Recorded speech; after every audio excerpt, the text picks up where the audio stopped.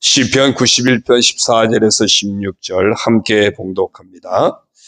하나님이 이르시되 그가 나를 사랑한즉 내가 그를 건지리라. 그가 내 이름을 안즉 내가 그를 높이리라. 그가 내게 간구하리니 내가 그에게 응답하리라. 그들이 환난 당할 때 내가 그와 함께하여 그를 건지고 영화롭게 하리라. 내가 그를 장수하게 함으로 그를 만족하게 하며 나의 구원을 그에게 보이리라 하시도다. 아멘. 할렐루야. 하나님의 은혜가 우리 모두 가운데 함께 하시길 주의 이름으로 축원합니다. 오늘 정체성 선포 성경 통독은 오늘 읽을 성경은 에스라 5장부터 7장입니다. 5장 2절에 보니까 이에 스알디엘의 아들 스룹바벨과 요사닥의 아들 예수아가 일어나 예루살렘에 있던 하나님의 성전을 다시 건축하기 시작하며 하나님의 선지자들이 함께 있어 그들을 돕더니 그랬어요. 포로에서 돌아온 그 사람들 중에 스룹바벨을 중심으로 솔로몬의 성전이 무너졌던 것을 다시 재건을 하기 시작합니다. 그때 하나님의 선지자들이 정말 나서서 자원해서 함께 그 귀한 사역을 도왔다고 하는 그런 내용입니다. 우리가 하나님의 일이 이루어져 갈 때 우리가 해야 할 일이 뭘까? 내가 부름받아서 쓰임받을 수도 있고 또 아니면 내 안에 감동이 일어나서 자원해서 스스로 함께 협력할 수도 있고 하나님의 일에는 다양하게 우리가 참여할 수 있습니다. 그래서 어떤 형식이든지 하나님의 일이 이루어져 갈 때 방관자가 아니라 함께하는 자가 되어져야 합니다. 그러기 위해서 우리 안에서 자원하는 마음이 감동되어지는 것이 대단히 중요합니다. 그래서 오늘 이렇게 한번 선포하겠습니다. 따라합니다. 나는 하나님의 일을 이루어 갈 때 자원하여 돕는 사람이다. 우리 모두 그렇게 되기를 축원합니다. 하나님을 사랑하는 성도에게 주시는 축복, 어제 두 가지 말씀 보았습니다. 내가 그를 건지리라. 또 그가 내게 간구하리니 내가 그에게 응답하리라. 오늘은 그 세 번째로 15절 중반에 보면 그들이 환난 당할 때에 내가 그와 함께하여 그를 건지고의 복입니다. 하나님은 당신의 사랑하는 자녀들 또 성령이 함께 하시는 복된 자가 되었기 때문에 우리에게 이제는 너희들은 어떤 어려움도 없을 것이다. 그렇게 말씀해 주시면 참 좋겠는데 그렇지 않습니다. 너희가 이제 나를 믿고 나를 사랑하기 때문에 내가 너희를 건지고 응답할 것이니까 이제는 어떤 어려움도 없을 거야. 그러면 얼마나 좋겠습니까? 그런데 결코 그렇지 않습니다. 오히려 성경에는요, 우리가 믿음으로 살아갈 때, 그리스도인으로 살아갈 때 오히려 겪게 되는 어려움들을 많이 이야기하고 있습니다. 예수님도 마태복음 5장 10절에서 의를 위하여 박해를 받는 자 복이 있다. 의를 위해 살아가는데 박해를 받는다는 겁니다. 죄악 세상이기 때문에 세상에서는 의를 위해서 살아가면 그냥 두지 않습니다. 박해가 있습니다. 우리가 새 믿음이 없는 세상이기 때문에 믿음을 지키면서 살아가려고 하면요, 그냥 두지 않습니다. 오히려 박해가 있다는 것입니다. 물론 하나님은 그것까지도 반드시 복되게 하실 것이기 때문에 감당하라고 말씀하십니다. 그게 은혜예요. 그럼 왜 이런 일이 벌어질까요? 이게 영적인 싸움이 있기 때문에 그렇습니다. 하나님은 우리를 사랑하셔서 늘 건져주시고 응답하시고 은혜 베푸시지만 그런 우리를 내버려 두지 않는 이 간교한 사탄의 역사 때문입니다. 그래서 사탄은 끊임없이 우리들로 하여금 서로 험담하게도 하고 또 좌절하게도 하고 병을 가져다 주기도 하고 심각한 손해를 끼치기도 하고 여러 가지 인생의 어려움들을 만나게 합니다. 그래서 요한복음 10장 10절에서 예수님은 이렇게 말씀하셨죠. 도둑이 오는 것은, 이 도둑은 사탄을 의미합니다. 도둑이 오는 것은 도둑질하고 죽이고 멸망시키려는 것뿐이다. 사단이 하는 짓은 우리 인생을 도둑질하고 죽이고 멸망시키는 것. 그게 사단이 하는 짓이고 그 짓에 혈안이 되어 있다는 겁니다. 그러나 예수님 말씀하십니다. 내가 온 것은 양으로 생명을 얻게 하고 더 풍성히 얻게 하려는 것이라. 아멘. 하지만 하나님은 도둑이 아니라는 거죠. 예수님은 도둑이 아니에요. 천국은 도둑의 것이 아닙니다. 지옥의 마귀가 도둑입니다. 명확하게 갈려져 있기 때문에 이 사단은 어떻게 해서든지 하나님이 사랑하는 사람들을 도둑질해서 끌고 가려고 하는 겁니다. 그래서 사도 바울도 사탄의 정체에 대해서 고린도후서 4장 4절을 보면 이렇게 고발합니다. 그 중에 이 세상의 신이 믿지 아니하는 자들의 마음을 혼미하게 하여, 믿지 아니하는 자들의 마음을 혼미하게 하여. 이 세상의 신이 누굽니까? 사단입니다. 사단은 우리의 마음과 생각과 감정을 혼미하게 합니다. 그래서 그리스도의 영광의 복음의 광채가 비치지 못하게 하매니, 복음의 영광의 광채가 우리 가운데 비치지 못하게 합니다. 겉은 것에 붙들려서 방황하게 합니다.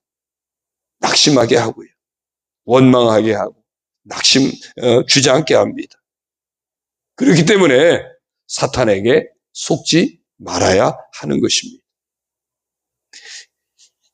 그렇기 때문에 이 사도 베드로는 분명하게 우리에게 또 이렇게도 권면합니다. 베드로전서 5장 8절을 보면요. 근신하라, 깨어라, 너희 대적 마귀가 두루다니며 삼킬 자를 찾나니. 만약에 여러분 자신을 마귀에게 허락한다면 마귀는 바로 우리를 삼켜버릴 겁니다. 그러나 우리는 겁먹을 필요는 없습니다. 하나님께서는 우리가 어려움을 당하지 않는 것이 아니라 오늘 말씀에서 뭐라고 하십니까? 내가 환난 당하는 너희와 함께하여 라고 말씀합니다. 곧 어려움 가운데 있는 너희와 함께 하겠다고 말씀하십니다.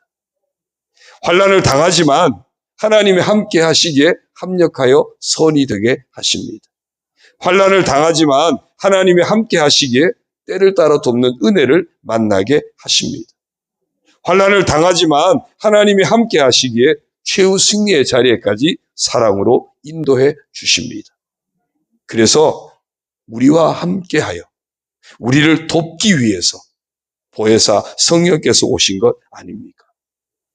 시편 34편 19절을 보면 의인은 고난이 많으나 여호와께서 그의 모든 고난에서 건지시는도다 라고 했습니다. 모든 고난에서, 고난 가운데서 절반만 아닙니다. 모든 고난이라고 하셨습니다. 하나님은 그냥 나와 함께 하시는 분이세요.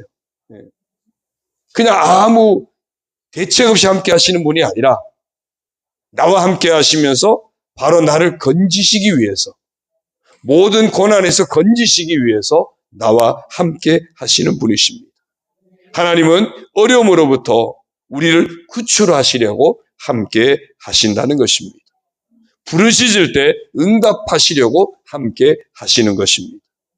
사랑하는 성도 여러분, 믿음으로 살면 고난이 없으면 좋겠지만 그렇진 않습니다.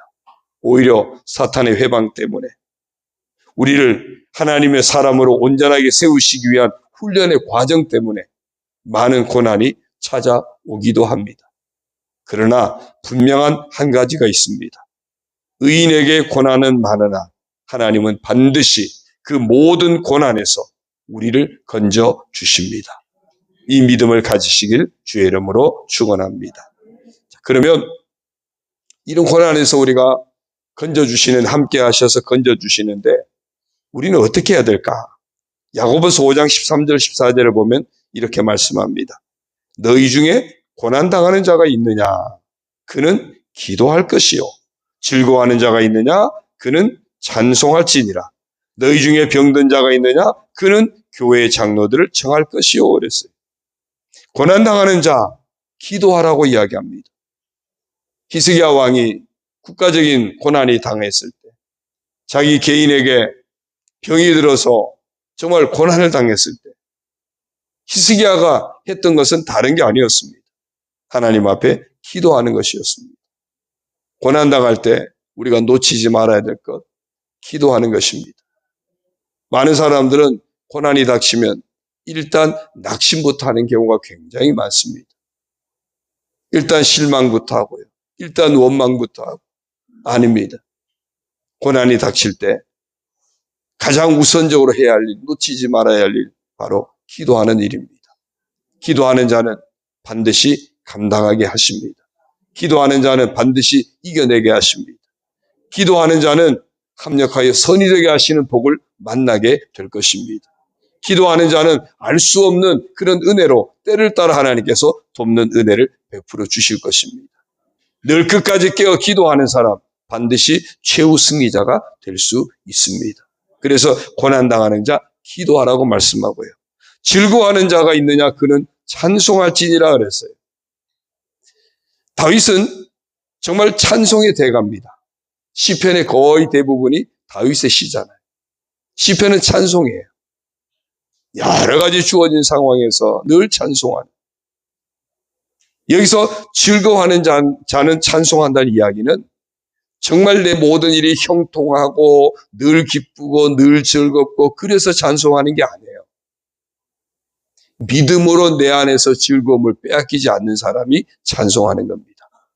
믿음으로 내 안에서 감사를 놓치지 않는 사람이 찬송하는 거예요. 어떤 형편과 처지에 처한다 할지라도 나와 함께 하신 하나님, 나를 건지시는 하나님, 나를 도우시는 하나님, 응답하시는 그 하나님 나와 함께 하신다는 그 사실이 그게 감사해요. 그래서 영적인 즐거움이 있기 때문에 바깥에 고난이 주어져도 하나님을 찬송하는 겁니다. 성경의 대표적인 사례가 있죠. 바울과 실라입니다. 고문받았어요. 감옥에 갇혔어요. 어쩌면 몸은 온 피투성이가 됐을 수도 있습니다. 그런 바울과 실라 감옥에서 무엇합니까? 하나님 앞에 찬송해요. 즐거워하는 자가 찬송한다 그랬는데 그런 바울과 실라가 즐거웠을까요? 즐거웠던 겁니다. 몸은 힘들었지만, 몸은 아프지만 그럼에도 함께 하시는 그 주님 때문에, 나를 구원하신 주님 때문에 여전히 그들의 속에 영적인 즐거움이 살아 있었던 겁니다. 하나님이 함께 하심이 믿음으로 고백되어졌던 겁니다. 그러니까 그 고난의 자리, 그러나 그들에게는 즐거움이었어요. 즐거움으로 하나님을 찬송할 수 있었던 겁니다. 그러니까 하나님이 그곳에서 건져주시는 거죠. 그 다음에 병든 자는 교회 장로들을 청할 것이 오랬어요. 오늘날 목회자들을 의미합니다. 무슨 얘기냐 하면 병든 자 혼자 감당하기 벅찰 때 혼자서 고난의 그 늪에 빠지지 말고 주변에 함께 손을 내밀어서 기도를 요청하고 기도의 후원을 받고 그래서 함께 기도하면서 이겨내라는 것입니다. 고난 당할 때 주저앉을 수도 있습니다. 어려움 당할 때 낙심할 수도 있습니다.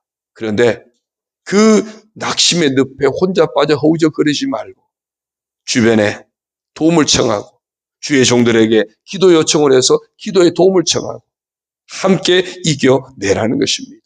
마가복음 16장 후반에 보면은 그 예수님이 승천하시기 전에 제자들에게 마지막 부탁하시는 말씀이 있죠. 너희는 온 천하에 다니면서 복음을 전파하라. 또 뭐 귀신을 내쫓아라. 그러면서 하시는 말씀이 병든 사람에게 손을 얹은 즉 나으리라 그랬어요. 병든 자를 물론 주의 종들에게 도우라. 우리가 서로 병든 자들을 도우라는 이야기입니다. 고난 당할 때, 질병의 고난을 당할 때 돕는 자가 되어져야 돼. 서로에게 함께 합심해서 기도하고. 우리가 최근에 그냥 계속 이런 아픔을 겪게 되고 수술을 하게 되고 어려움을 겪게 됐는데 그때마다 우리가 함께 합심해서 기도하면서 서로 격려하면서 이겨내었던 것처럼 이것이 또한 고난을 이겨내는 방법이에요.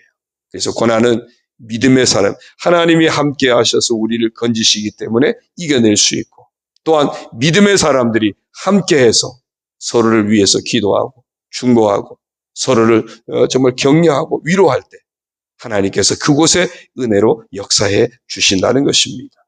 그렇습니다. 하나님을 사랑하는 자에게 하나님께서 친히 함께 하셔서 건져 주십니다. 그러므로 우리가 약속하신 말씀대로 순종하여 기도할 때, 바울과 실라처럼 찬송할 때, 병든 사람을 위해서 함께 기도할 때 하나님께서 함께 하셔서 건져주시는 그 일을 행하시겠다고 약속하십니다. 우리 모두 진정으로 하나님을 사랑하는 자 되어서 고난 중에도 함께 하시는 하나님, 고난 중에도 건져주시는 하나님의 은혜를 하나님 나라 이르기까지 우리 모두가 누리게 되기를 주님의 이름으로 축원합니다. 오늘의 퀴즈입니다. 하나님을 사랑하는 자에게 주시는 세 번째 복은 무엇입니까? 문자로 보내주십시오. 우리 252장 우리 찬송 뜨겁게 하시고 오늘도 말씀 붙잡고 부르짖어 또 뜨겁게 기도하시다. 특별히 우리가 서로 중보하는 것이 대단히 중요합니다.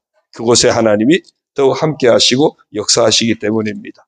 우리가 교회를 품고 우리가 성도들 서로 품고 중보하면서 함께 부르짖어 기도하시다가 돌아가시겠습니다. 252장 함께 뜨겁게 손뼉 치면서 찬송하시겠습니다. 제가 지난번에도 한 말씀드렸죠. 그냥 흐느적 손뼉 치지 말고요. 기왕이면 제대로 손뼉을 잘 쳐서 하나님 앞에도 영광이 되고 여러분 아침부터 건강 체조도 하시고 그렇게 하루를 시작했으면 좋겠습니다. 252장 찬송하십니다. 나의 죄를 씻기는 예수의 피밖에 없네. 다시 정케 하기도 예수의 피밖에 없네. 예수의 흘린 피 날 이게 하오니 귀하고 귀하다. 예수의 피밖에 없네. 나를 정케 하기는 예수의 피밖에 없네. 사죄하는 증거도 예수의 피밖에 없네. 예수의 흘린 피 날 이게 하오니 귀하고 귀하다. 예수의 피밖에 없네. 나를 정케 하는 예수의 피밖에 없네. 없으니 예수의 피밖에 없네. 예수의 흘린 피 날 이게 하오니 귀하고 귀하다. 예수의 피밖에 없네. 평안함과 소망은 예수의 피밖에 없네. 나의 의는 이것은 예수의 피밖에 없네. 예수의 흘린 피 날 이게 하오니 귀하고 귀하다. 예수의 피밖에 없네. 영원토록 내 할 말 예수의 피밖에 없네. 나의 찬미 제목은 예수의 피밖에 없네. 예수의 흘린 피 날 이게 하오니 귀하고 귀하다. 예수의 피밖에 없네. 주여 부르짖고 통성으로 기도합니다. 주여 할렐루야. 하나님 아버지 감사합니다. 아버지 저희들 사랑하여 주시고 아버지 저희들 축복하여 주시니 감사합니다. 오 하나님 아버지 영광 받아 주옵소서.